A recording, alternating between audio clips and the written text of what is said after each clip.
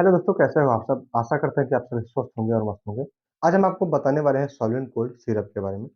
सॉल्युएंट cold syrup जो कि एक सर्दी जुकाम बुखार के लिए जो सिरप आती है, सर्दी जुकाम और बुखार बच्चों में जो पाई जाती है, उसको आराम दिलाने के लिए सॉल्युएंट कोल्ड सिरप का इस्तेमाल किया जाता है। सॉल्युएंट कोल्ड सिरप हालाँकि सॉल्युएंट कोल्ड सिरप भी आती है और सॉल्युएंट कोल्ड डीएस सिरप नाम से आती है। 2 कंपोज़िशन में ये पाया जाता है और सॉल्युएंट कोल्ड और सॉल्युएंट कोल्ड डीएस में विशेष अंतर नहीं पाया जाता है।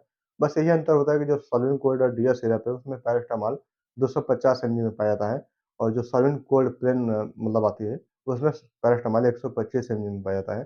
पैरासिटामॉल 125 एमजी और 250 एमजी यही बस अंतर है। बाकी सॉल्युएंट कोल्ड जो है ड्रॉप में भी आती है और सॉल्युएंट कोल्ड एएफ नाम से भी आती है क्योंकि सॉल्युएंट कोल्ड जो एएफ सिरप पाई जाती है उसमें पैरासिटामॉल नहीं पाया जाता है, तो उसको केवल खाँसी में बच्चों के लिए इस्तेमाल की जाती है। तो यही आज हम आपको विशेषकर जानकारी देने वाले हैं सॉल्युएंट कोल्ड जो है, सॉल्युएंट कोल्ड नाम से आती है सिरप और सॉल्युएंट कोल्ड डीएस के बारे में हम आप आज संपूर्ण जानकारी देने वाले हैं। तो प्लीज़ वीडियो को पूरा देखें और चैनल में पहली बार है तो चैनल को ज़रूर सब्सक्राइब कर लें।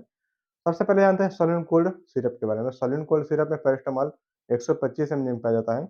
वही फेनाइलप्राइन हाइड्रोक्लोराइड 5 एमजी में 5 एमजी में और क्लोरोफेनामाइड जो है 2 एमजी में पाया जाता है। तो ये जो फेनाइलप्राइन हाइड्रोक्लोराइड है, ये जो है बहुत बच्चों को जब खाँसी आने लगती है, तो उनको बहुत ज़्यादा उलझन बेचैनी सी होने लगती है बच्चों को, खाँसते-खाँसते। तो फेनाइलप्राइन से थोड़ा बहुत सुस्ती टाइप की महसूस होती है और खाँसी भी जल्दी आराम मिलती है।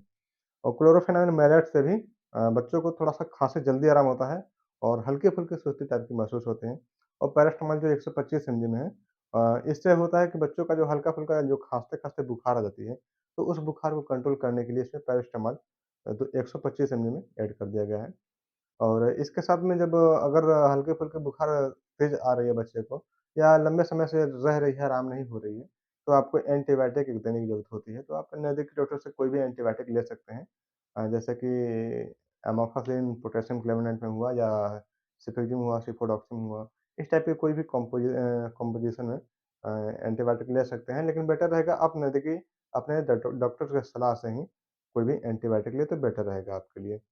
क्योंकि डॉक्टर जो है मरीज़ का परिस्थिति देखते हुए, आपके बच्चे का परिस्थिति देखते हुए डॉक्टर्स डिसाइड करते हैं कि कौन सा एंटीबायोटिक आपके बच्चे के लिए सेफ़ रहेगा और सही रहेगा। तो बेटर रहेगा कि नज़दीकी डॉक्टर से सलाह ले लें और उसके बाद ही कोई आप एंटीबायोटिक ऐड करें और डोज़ उससे डॉक्टर से पूछ लें। तो ये पैरासिटामॉल जो पैरासिटामॉल युक्त सिरप है जिसमें फेनाइलप्राइन हाइड्रोक्लोराइड और क्लोरोफेनामाइड मैलेट पाया जाता है, सलिन कोल्ड नाम से आते हैं और सलिन कोल्ड डीएस में पैरासिटामॉल 125 एमजी के बजाय 250 एमजी में पाया जाता है। तो यही विशेष अंतर है डीएस में और इसको इप्का लैबोरेटरीज़ प्राइवेट लिमिटेड को मैन्युफैक्चरिंग और मार्केटिंग कराती है। तो ये इप्का का एक ब्रांड है।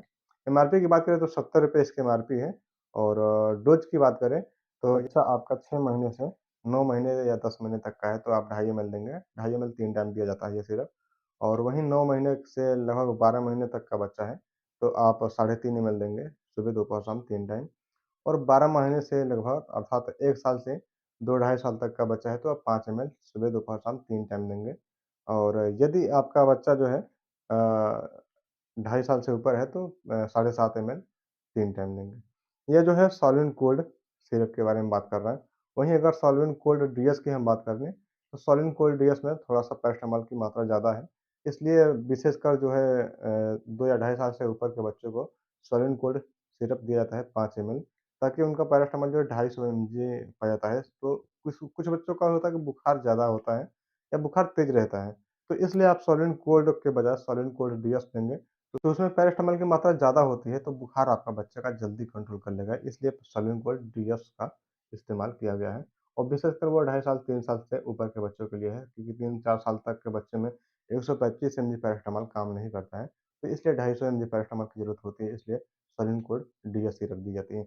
वहीं यदि सॉल्वेंट कोल्ड ड्रॉप की बात कर लें, तो सॉल्वेंट कोल्ड ड्रॉप जो है, 6 महीने से कम का यदि बच्चा है, तो आप सॉल्वेंट कोल्ड ड्रॉप का इस्तेमाल कराते हैं।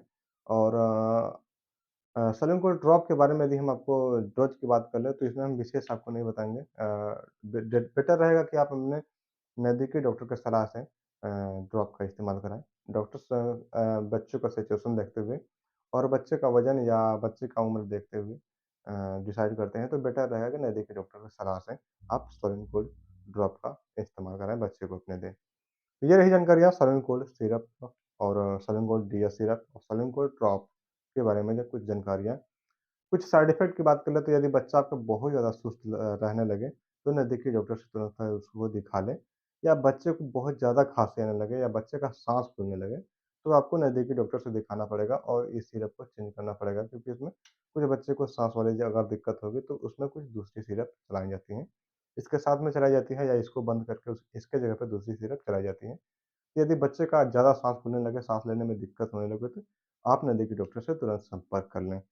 वहीं यदि आपके बच्चे का बुखार बहुत ज़्यादा तेज़ हो जा रही है बार-बार और रिपीट कर जा रहा है और लंबे समय से आप इस सिरप को दे रहे हैं, फिर भी आपको बच्चे को आराम नहीं मिल रही है, तो भी आप नज़दीकी डॉक्टर की सलाह से ही अपने बच्चे का इलाज करवाएँ, बेटर रहेगा। क्योंकि बच्चों में जो है ज़रा भी रिस्क नहीं ली जाती है। अगर बच्चे को आप लगातार दे रहे हैं और आराम नहीं मिल रही है, तो बेटर रहेगा कि आप नज़दीकी डॉक्टर से सलाह ले लें। क्योंकि हो सकता है कुछ डॉक्टर्स न एंटीबायोटिक्स का इस्तेमाल कराएँ या एंटीबायोटिक्स इंजेक्शन वगैरह या नेबुलाइज़र हो सकता है कि आपके बच्चे को सर्दी-खाँसी ज़्यादा है, तो आपको बच्चों को नेबुलाइज़ करना पड़े, भाप देना पड़े, तो इसलिए आप नज़दीकी डॉक्टर से मिलें, वो आपको सही से सलाह देंगे।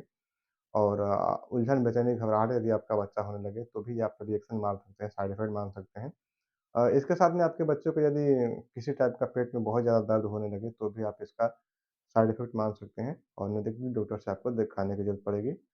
या आपके बच्चे को पूरे शरीर पे त्वचा पे दाने होने लगे, खुजली होने लगे या रेडनेस आने लगे त्वचा पे या होठों पे या आँखों पे बच्चों पे थोड़ा बहुत कालापन महसूस होने लगे या लाल-लाल दाने पड़ने लगे। ऐसी कुछ समस्याएँ यदि आपको दिख रही है तो नज़दीकी डॉक्टर से अवश्य संपर्क कर लें। तो ये रही कंप्लीट जानकारी सैलून कोल्ड सिरप के बारे में। जानकारी कैसी लगी कमेंट करके ज़रूर बताएँ और चैनल पे पहली बार है तो चैनल को सब्सक्राइब कर लें।